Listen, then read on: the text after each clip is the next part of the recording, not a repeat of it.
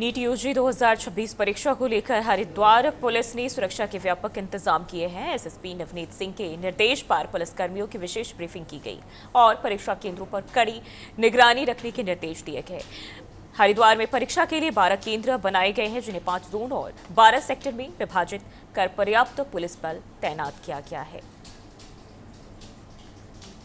तो NEET UG 2026 परीक्षा को लेकर पूरी तैयारियां की जा रही है और परीक्षा केंद्रों पर कड़ी सुरक्षा के निर्देश दिए गए हैं। आपको बताते चले दोबारा परीक्षा आयोजित की जा रही है और इस दौरान पारदर्शिता बनाए रखने के लिए पूरी तरह से प्रशासनिक मुस्तैदी देखी जा रही है। तो हरिद्वार पुलिस पूरी तरह अलर्ट मोड पर और सुरक्षा और निगरानी के निर्देश दिए गए हैं अधिकारियों की तरफ से। और इसी के साथ अगर हम बात करें तो 12 परीक्षा केंद्र बनाए गए हैं, जिन्हें 5 जोन में विभाजित किया गया है और सीसीटीवी के जरिए खास निगरानी और इसी के साथ साथ सुरक्षा व्यवस्था पूरी तरह अलर्ट। 12 सेक्टर 5 जोन में ये 12 परीक्षा केंद्र विभाजित किए गए हैं। तो नीट यूजी एग्जाम को लेकर ये खास तैयारियां और इसके पहले पुलिस प्रशासन ने समीक्षा की है और इसके साथ साथ अधिकारियों ने पुलिस बलों को निर्देश भी जारी किए। तो हरिद्वार से ये खबर आपको बताते चले, जहां अगर हम देखें तो कल परीक्षा होनी है और ऐसे में व्यवस्थाएं पूरी तरह से दुरुस्त की गई है। और इसी खबर पर ज्यादा जानकारी के साथ यशदीप आर्य हमारे संवाददाता देहरादून से हमारे साथ जुड़ चुके हैं। यशदीप, क्या जानकारी इस वक्त, क्योंकि देखिए कल परीक्षा आयोजित होनी है और पुलिस बलों की तरफ से अब खासा इंतजाम होने की भी जानकारी सामने आ रही है।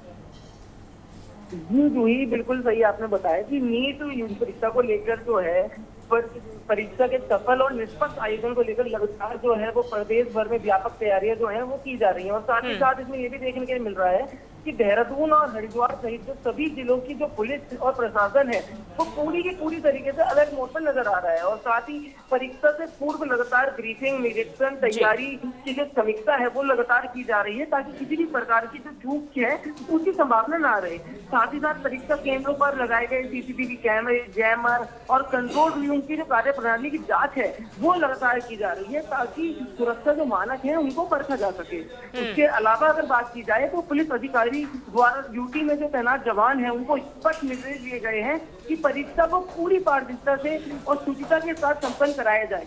परीक्षा के दिन अधिकारियों द्वारा केंद्र का समय पहले से निरीक्षण किया जाएगा और साथ में ही अभ्यर्थियों की सघन जांच के बाद ही जो प्रवेश है वो दिया जाएगा, क्योंकि परीक्षा केंद्रों के आसपास सघन जो गतिविधियों पर जो नजर है वो रखनी बहुत जरूरी है। इसके लिए विशेष जो पुलिस की टीमें हैं और वो मोबाइल जो पार्टियां हैं वो भी तैनात की है। और इसके साथ एक और जानकारी ये भी है कि होटल, गेस्ट हाउस, धर्मशाला और अन्य ठहरने वाले स्थानों की भी लगातार जो है वो जांच की जा रही है, ताकि किसी भी तरीके से संगीन गतिविधि जो है वो समय होते हुए उसे रोके सके। और साथ ही हरिद्वार में जो 12 परीक्षा केंद्र और जो 5 जोन और 5 बिल्कुल यशदीप, अगर हम बात करें, क्योंकि पहली दफा जब आयोजित हुआ तो इसको लेकर हंगामे हुए, लेकिन जब दोबारा ये आयोजित कराए जा रहे हैं, ऐसे में छात्रों के लिए क्या विशेष गाइडलाइंस जारी किए जा रहे हैं? जी, इसी को लेकर लगातार जो पुलिस अधिकारी हैं वो लगातार अपनी जितनी भी वो समर है वो करते हुए नजर आ रहे हैं। और इसी को लेकर, क्योंकि पिछली बार ये जो व्यापक एक आंदोलन देखने के लिए मिला कि जब से ये नीट की परीक्षा हुई इसके बाद कई आत्महत्याओं के जो मामले थे वो सामने आए, उस मामलों को लेकर आक्रोश बढ़ा। कई विपक्ष जो लोग थे उन्होंने धरना प्रदर्शन किए, उसके बाद ये दोबारा से ये परीक्षा करी गई है, तो ये बहुत महत्वपूर्ण मानी जा रही है। और इसमें किसी भी तरीके की चूक बहुत बड़ा खिलवाड़ करती है बच्चों के साथ। और इसी को लेकर लगातार जो पुलिस है वो साथ ही साथ तैयारियों में लगी हुई है। मोबाइल पार्टियां जो है वो तैनात कर दी गई हैं। और साथ ही साथ ये भी है होटल, गेस्ट हाउस, धर्मशाला और अन्य जो ठहरने वाली जगह है उनकी जांच लगातार चल रही है, ताकि किसी भी तरीके के जो संदिग्ध गतिविधि है वो समय होते उसे रोका जा सके। और जितने भी केंद्र बनाए गए हैं, जोन बनाए गए हैं, सेक्टर बनाए गए हैं, उसको लेकर लगातार जो है वो तैयारी मजबूत की हुई नजर आ रही है। और कुल मिलाकर पूरे प्रदेश में परीक्षा को सुरक्षित और शांतिपूर्ण बनाने के लिए लगातार जो तैयारियां हैं वो मॉकड्रिल के रूप में लगातार परीक्षण केंद्र पर अभ्यास की जा रही है। जी जी यशदीप, अगर हम बात करें, क्योंकि